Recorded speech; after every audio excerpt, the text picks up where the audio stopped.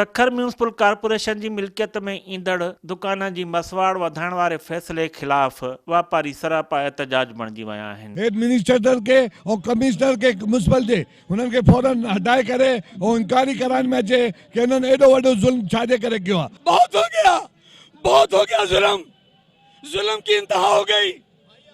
ऊपर से कहते हैं उसने फांसी ली, वो मार्केट का नुमाइंदा नहीं था, आओ मेरे साथ चलो उसके घर पे। अच्छा तुम्हें जब यकीन आएगा जब ये लोग शर्म फांसी लेंगे। असां परेशान आहियूं तव्हां ताजिर बिरादरी दुकाननि में वेहण वारा आज हिते रोड ते दरपदरम ज़मीननि में वेठा हूं। एहतजाज जो मकसद ज्यादती आहे जेके पहिरें म्यूनिसिपल कॉर्पोरेशन करती रही है, हाणे भी करे थी।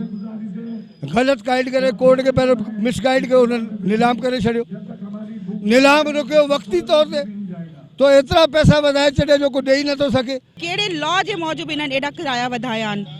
हे 50 साल जो 10% वधाए करे यकदम इन्हनि किरायो वधायो आहे छो?